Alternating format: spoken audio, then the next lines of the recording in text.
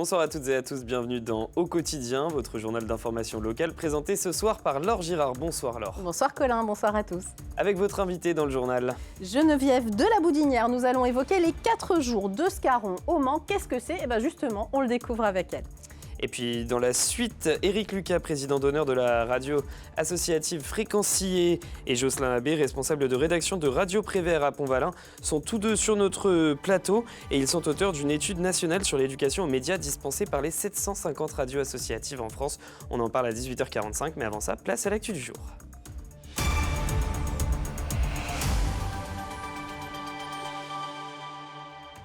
Au sommaire de ce mardi 12 novembre, cet immeuble de la Flèche qui est une menace pour les passants et les riverains. Suite à l'arrêté de péril visant le bâtiment dont une partie de la corniche s'est effondrée en septembre, la mairie de la commune annonce que l'immeuble sera entièrement démoli. Et puis, le brevet sartois de randonnée avait lieu ce lundi 11 novembre et il concernait aussi les personnes en fauteuil. Nous y étions.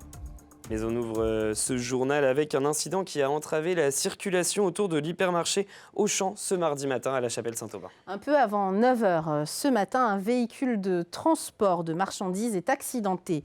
Le conducteur n'est pas blessé. En revanche, le contenu de son camion se répand sur le sol.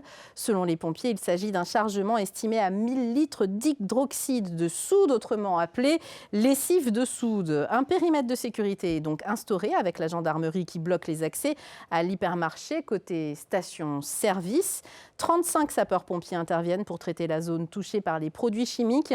Il n'y a aucun risque pour la population, affirment les pompiers dans un communiqué. Des analyses sont en cours pour mesurer les impacts sur la faune et la flore, notamment dans la rivière Sarthe. Les gendarmes étaient toujours sur place à 17h. C'est l'histoire d'un immeuble non entretenu par ses propriétaires et qui va finalement être démoli par les services de la commune. Au 63 et 65 de la rue de la Dauversière, l'immeuble menace de s'effondrer. La mairie prend donc une décision pour la sécurité de tous. Le reportage Alexandre Ferrer. Ces volets seront fermés jusqu'à nouvel ordre. L'immeuble abandonné depuis plus de 20 ans menace maintenant les habitations voisines. Fin octobre, 12 locataires de logements mitoyens ont été relogés. On a une immense charpente qui couvre plusieurs bâtiments, dont les bâtiments qu'on a évacués dès qu'on a su qu'il y avait un danger potentiel pour eux. Donc les résidents des numéros 53, 55 et 59 ont été relogés, alors par nos propres moyens dans l'urgence dans un premier temps, par la famille, les amis, etc. Certains sont encore dans nos locaux. Une procédure de mise en sécurité est établie depuis ce mardi, ainsi qu'une mise en demeure auprès du propriétaire pour des travaux de démolition. Malgré les rappels, parce qu'on a essayé quand même de le contacter, même si ce fut compliqué, malgré tout, ne fait rien. Donc, lorsqu'on nous a dit « attention, danger », forcément, en tant que responsable de la cité, moi je suis forcément obligée de prendre la mesure des choses et j'ai dit stop, on arrête tout, on met les gens en sécurité et on procède à la démolition. Pendant cette opération, la rue est actuellement coupée à la circulation. Des entreprises interviennent pour consolider les bâtiments voisins. Une situation qui peut durer encore peut-être quelques mois.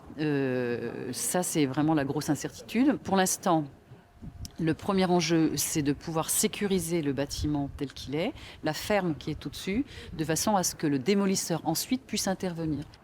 Ce mardi soir, la municipalité organise une réunion avec les locataires évacués et les riverains pour expliquer les procédures à suivre. Le combat continue pour les défenseurs des arbres de l'avenue Bollé. C'est le dernier recours possible sur le plan judiciaire, celui devant le tribunal administratif de Nantes ayant été rejeté. Le collectif va donc défendre la sauvegarde des 200 érables de l'avenue Bollé en cassation devant le Conseil d'État. L'objectif est de repenser le projet de chronoligne en cours sur cette avenue. Ce lundi, on pouvait marcher ou rouler pour une randonnée en Sarthe. On vous en parlait avec l'invité dans le journal de jeudi dernier. Ce lundi 11 novembre, c'était le brevet sartois de la randonnée à la Bazoge avec environ 1200 participations, une réussite. Et cette année, le parcours était ouvert aux personnes à mobilité réduite et pas forcément adeptes de longues sorties. Découvertes avec Colin Ancel. Un parcours de randonnée adapté. Le brevet sartois de la discipline existe depuis des années, mais pour cette 38e édition à la Bazoge, les chemins s'ouvrent à tous, et notamment à des personnes à mobilité réduite qui n'ont pas toujours l'habitude de cette pratique. Le terrain est adapté, ouais. Non, puis en électrique, ça passe bien. C'est bien balisé en plus, donc... Ouais, ça va. François participe pour la première fois, d'autres sont plus expérimentés. L'association Randoroue a réfléchi à l'élaboration de ce tracé de 5 km.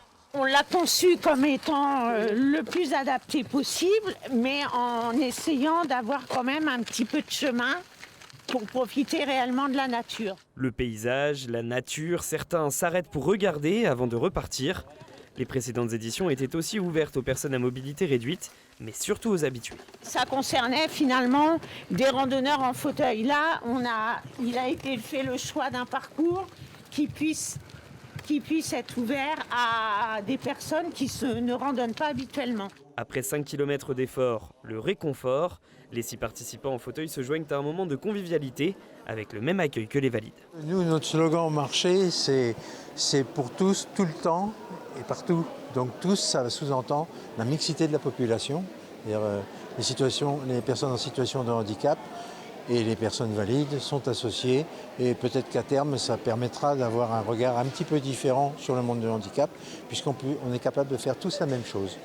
Alors, eux aussi récupèrent le fameux brevet de la randonnée, ils repartent avec un souvenir et la fierté d'avoir terminé ce parcours en environ 1 heure.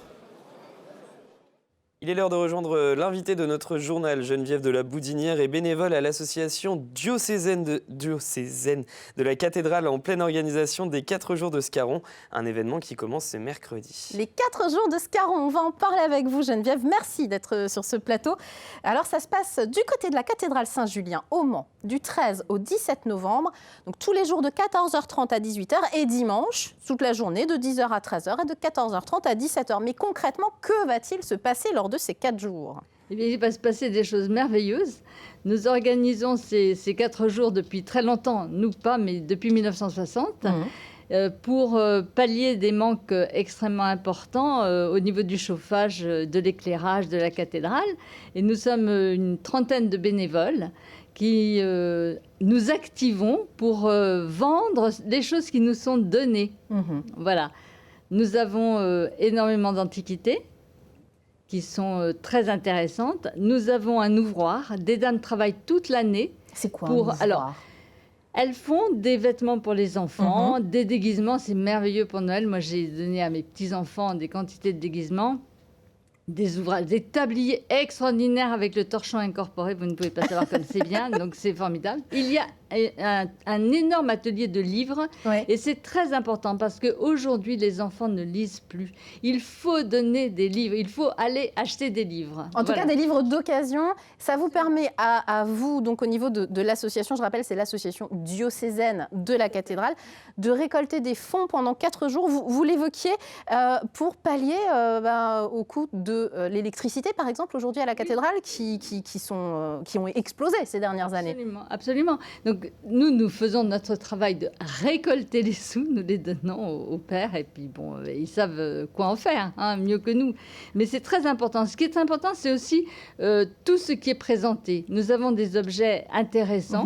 On peut ramener des objets, on peut venir faire des dons pendant ces 4 jours. On vend les dons qui nous sont... On ne va pas les acheter pour les revendre. Non, c'est sûr, mais on peut encore en faire. Ah oui, toujours, tout au long de l'année. Tout au long de l'année, nous avons des gens qui nous apportent des objets, des meubles, et tous ces objets sont répertoriés, présentés de façon sympathique et agréable.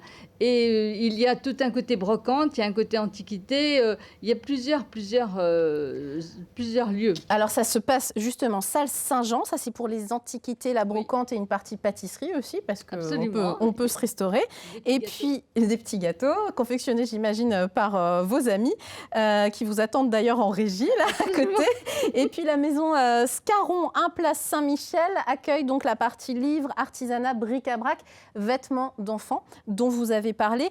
On peut déposer ces objets, les dons, si vous souhaitez en déposer, au presbytère. C'est 2 places Saint-Michel. Donc tout se passe pendant 4 jours dans un mouchoir de poche, j'allais dire, autour de la cathédrale. Il s'agit aussi de faire vivre le quartier autour de la cathédrale ? Oui, naturellement, il vit parce que nous sommes là. Donc les gens visitent le Vieux-Mans, c'est superbe, c'est très sympa. Mais il y a une chose, c'est que les dons, c'est tout au long de l'année. Hein. Oui. On les récolte tout au long de l'année, pas uniquement pendant les 4 jours. Hein. Au presbytère, donc, je le rappelle. De la cathédrale, absolument. Une trentaine de bénévoles participent à cet événement. Il vous en faut encore des bénévoles, Alors, vous en cherchez. Nous cherchons des bénévoles parce que de plus en plus difficile d'en trouver.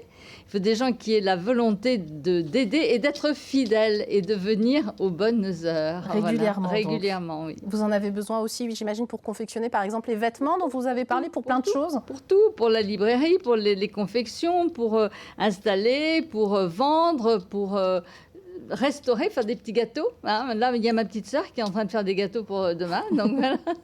Je le rappelle, ça se passe du 13 au 17 novembre, les 4 jours d'Escaron, une institution finalement du centre-ville du Mans depuis 1960. Vous l'avez rappelé.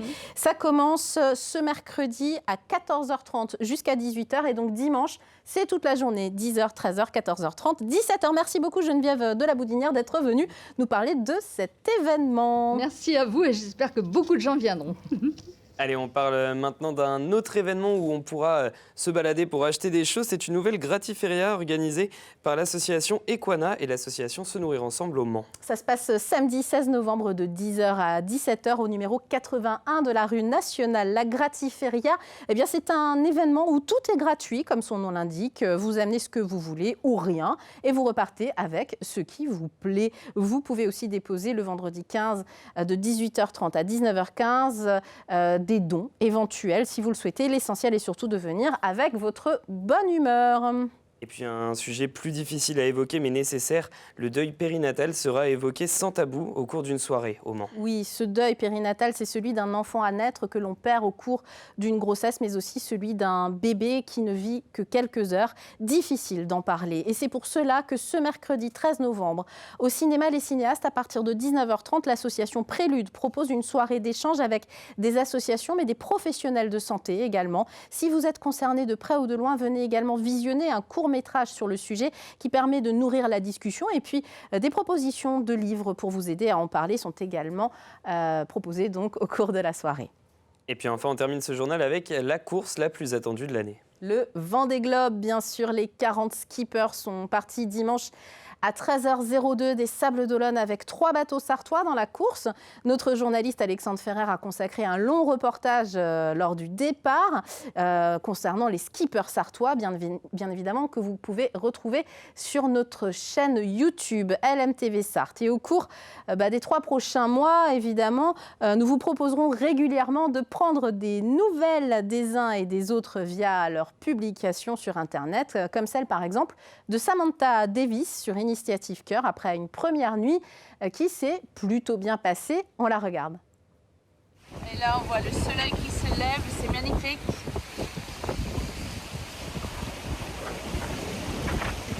Pas super bien placé. Je crois que j'ai eu un truc dans la quille la nuit. J'étais hyper lent, tout le monde m'a doublé.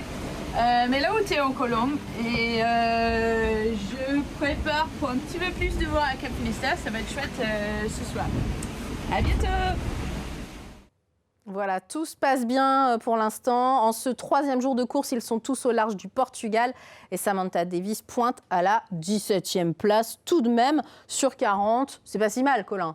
C'est pas si mal. Et sachez également que vous pouvez nous suivre sur Virtual Regatta, le jeu en ligne, où on a créé notre petite course aussi tout à l'heure. Donc n'hésitez pas à nous suivre et à suivre également nos résultats. C'est un prétexte pour Colin Ancel pour jouer au travail. Pendant les heures de travail, évidemment.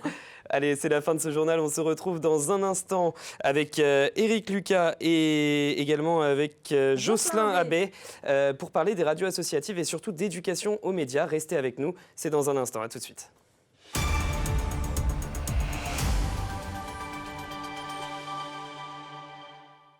Ce programme vous est présenté par la Charcuterie Côme, premier prix d'excellence du concours des meilleures rillettes du Mans 2024.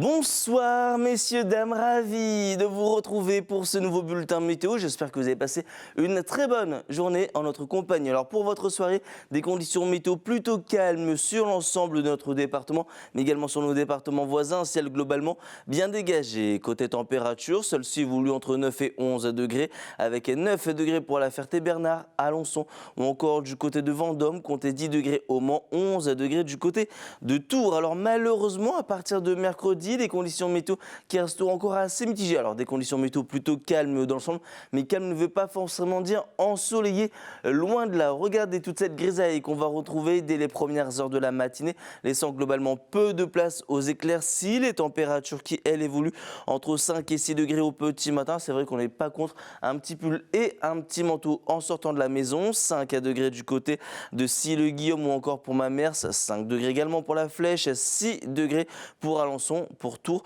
ou encore du côté de La Ferté-Bernard. Pour la suite de votre journée, ce sera sensiblement le même programme météo avec toujours cette couverture nuageuse. De temps en temps, quelques timides rayons de soleil. Côté température, celle-ci évolue entre 8 et 9 degrés avec 8 degrés au Mans pour La Flèche ou encore du côté de Tours. Comptez 1 degré de plus pour Alençon ou encore du côté de Tours. Alors globalement, des températures qui resteront toujours en dessous des normales de saison. Alors pour votre tendance, et notamment pour la journée de jeudi, un tout petit peu plus d'éclaircies, température entre 9 et 11 degrés, ça remonte légèrement. Et pour la journée de vendredi, vous voyez, ce sera sensiblement la même situation avec un ciel plutôt variable, une alternance d'éclaircies et de passages nuageux. En ce mercredi, on perd malheureusement quelques minutes de soleil. Je vous souhaite, les amis, de passer une excellente journée.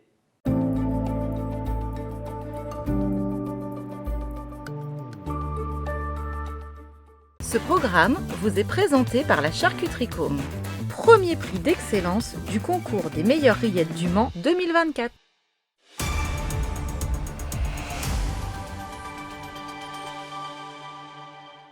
Retour sur le plateau d'LMTV Sarthe en ce mardi 12 novembre. La qualité de l'air, vous le savez, pour commencer avec notre partenaire RPI de la Loire, le vent de nord se renforce, vous l'avez peut-être ressenti aujourd'hui. Il permet une bonne dispersion des polluants émis au sol, mais le retour d'un léger ensoleillement et puis le froid qui implique que les Sartois allument leur chauffage conduit à une élévation des concentrations d'ozone, responsable d'une qualité de l'air majoritairement moyenne pour ce mercredi. Bon, l'air est respirable quand même, rien de dramatique. On va passer un bon moment, on va bien respirer aussi avec mes camarades. Je vais vous tutoyer, je ne vais pas mentir à nos téléspectateurs, on se connaît bien, on est tous journalistes ici présents.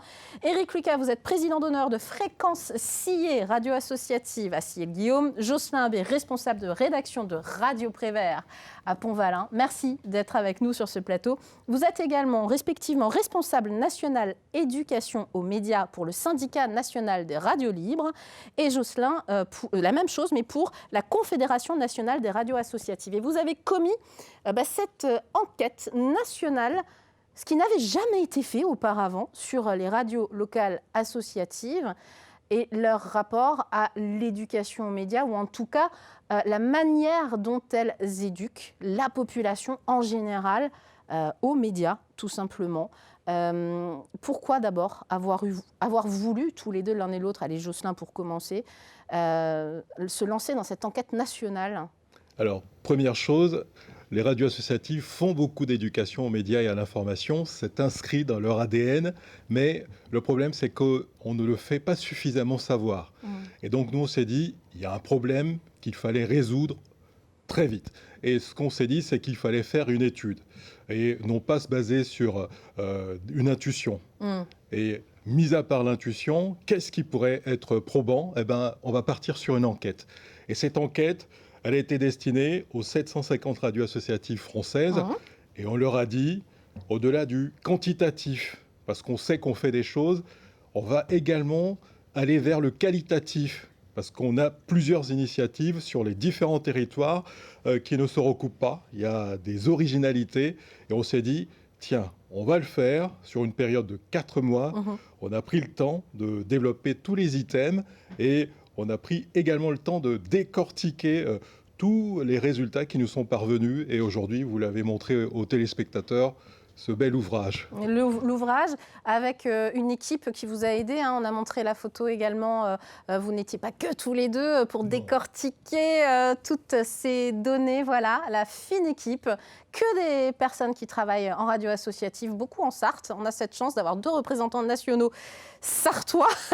Éric, Lucas, en un mot, ça va être difficile, je sais bien, mais est-ce qu'il y a des choses qui vous ont surpris, étonné, ébahi, notamment peut-être quant à la quantité de choses proposées dans l'éducation aux médias, dans les radios? Alors déjà, un questionnaire où il fallait à peu près 4 heures pour y répondre. Oui, c'était long, on a 178 radios qui ont répondu, ce qui était un échantillon très représentatif. On s'est surtout rendu compte dans cet échantillon de la puissance en ruralité de l'ensemble des radios. Et puis surtout, on avait l'intuition, on avait dit qu'il y avait à peu près 30 000 des jeunes, mais pas seulement, des bénéficiaires en éducation aux médias. C'était notre intuition. On va y revenir sur le public, l'enquête a révélé que sur les 178 radios qui ont répondu, en fait, sur un an, elle rencontre plus de 51 000 bénéficiaires. Ce qui veut donc dire que si on pense à toutes celles qui n'ont pas répondu à ce questionnaire, qu'il y a une implantation vraiment jusqu'au dernier kilomètre. Et c'est ça qui est important, principalement donc dans les zones rurales, y compris les zones les plus reculées. Et en gros, il y a des opérateurs en éducation aux médias à l'information, que sont les radios associatives, qui sont à la disposition de toutes les écoles, mais pas seulement, puisque l'enquête révèle qu'on a à peu près 60% de ces bénéficiaires qui sont en fait dans le milieu scolaire et qu'il y a presque 40% qui sont dans d'autres dispositifs. Pas que des jeunes. Et pas que des jeunes. Des EHPAD, les prisons, enfin un public extrêmement large finalement, auquel on ne pense pas toujours quand on parle d'éducation aux médias. C'est pas forcément que les jeunes, au contraire. Le principe qui doit être vraiment assimilé par tout le monde, c'est que l'éducation aux médias et à l'information, c'est d'abord une éducation citoyenne. C'est-à-dire que ça concerne absolument tout le monde. Et même à travers la diversité des actions qui sont menées, parce que la différence qu'il y a par rapport à beaucoup d'autres opérateurs en EMI, c'est que tout naît du territoire. EMI, donc, éducation aux médias et à l'information, voilà. Je le précise. Et en fait, nous, on a compilé tout ce qui était parti directement des territoires et pas uniquement ce qui était défini au niveau national en disant vous allez le faire sur les territoires. Non, chacun sur les territoires fait des choses qui sont très, très particulières, liées à la population pour répondre aux besoins de la population et sur une logique qui était celle de notre précédent ouvrage, d'une vraie démarche professionnelle, une vraie démarche de pédagogie radiophonique. On parle des publics, on a vu une cartographie également, vous en avez tu en as un peu parlé, Éric. Jocelyn, on parle aussi d'une territorialité très spécifique et on se rend bien compte qu'il y a peut-être encore plus de radios associatifs dans les territoires ruraux, comme le nôtre en Sarthe, même si la Sarthe c'est particulier. Je disais, il y a 2 représentants nationaux des syndicats et de la fédération, donc peut-être que c'est un petit peu particulier, mais malgré tout, on le voit bien, région parisienne, il y a moins de radios associatives, ou en tout cas, elles ont peut-être moins répondu. En tout cas, c'est dire l'importance de vos radios dans les territoires ruraux comme le nôtre, Jocelyn. Exactement. Et cet après-midi, j'avais un échange avec un responsable associatif qui me disait, oui, avant, j'étais responsable d'une structure qui habitait dans un centre d'une métropole et que j'avais, en tant qu'interlocuteur de médias, de grands médias nationaux, on ne va pas citer de marque. Et depuis quelques années, il s'est établi à la campagne et il m'a dit, mais maintenant, j'ai des difficultés à intervenir dans ces grands médias. Et les seuls interlocuteurs qu'il a maintenant, c'est nos radios associatives. Donc, au-delà de l'éducation aux médias et à l'information, nous, on constitue les outils par lesquels les habitants du territoire peuvent exprimer tout ce qu'ils ont comme ressenti, tout ce qu'ils peuvent développer comme lien social, évidemment, parce que nous, on est là pour ça. On parle d'éducation aux médias et à l'information, mais on va vers les publics et les gens qui viennent nous voir, se disent nous aussi on compte, nous aussi on a la parole. Et merci à ces radios associatives qui nous donnent la parole. Et vous êtes une aparté, mais vous êtes un rempart aux zones blanches aussi que l'on connaît dans d'autres pays, sur d'autres continents, comme les États-Unis par exemple, où il y a des zones blanches informationnelles. On ne le sait que trop peu. En France, notamment grâce aux radios associatives, ça existe un peu moins. Alors, il y a un concept qui a beaucoup circulé, qui était le concept de désert d'émis qui pourrait exister en France. Et nous, on a toujours dit, c'est pas vrai. Il y a des choses qui se font, mais par contre, les gens qui font des choses, parfois, ne font pas assez savoir qu'ils le font. Et c'est exactement pour ça que cette enquête a été faite avec des chiffres indiscutables qui montrent que les radios associatives sont parmi les premiers opérateurs en éducation aux médias et à l'information en France. Il y a des limites aux outils, évidemment, parce que tous les médias, autant qu'ils sont, même ceux qui ne sont pas associatifs, essaient de faire un peu d'éducation aux médias.